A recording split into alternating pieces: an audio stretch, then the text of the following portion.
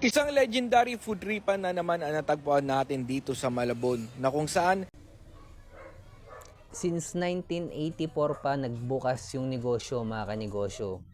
Pero hindi nila ito inaplayan ng business model tulad ng franchising, distribution, manpower. Basta isa lang sa mga sinasabi ko, manpower, software, licensing, business model.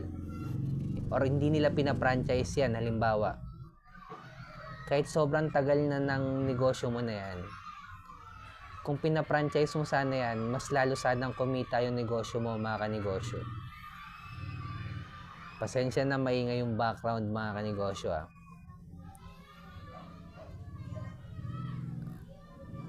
Nakapokus na sana sa pansit. Focus in one. May community na rin yan since 1984. Imposibleng wala pa. Kung pina-franchise sana nila yan, mga kanegosyo, mas kumita yung may-ari niyang pansit. Kahit gaano pa ka-OG yan, mga kanegosyo.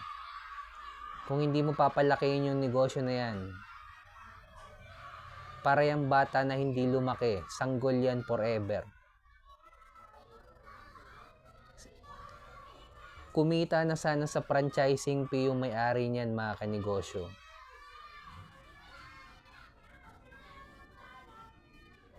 Kaya kung nagsisimula ka magnegosyo, focus in one, hanapin yung community ng mayaman, i-scale up sa level 2 business model. Dahil ang negosyong hindi lumalaki, mamamatay. At pang-apat, kailangan na natin gumawa ng original content. Kung umabot ka man sa dulo ng video na to, nagpapasalamat ako. Subscribe ka na rin sa akin, mga kanegosyo. Comment ka lang din sa baba kung hindi mo napalaki yung negosyo mo.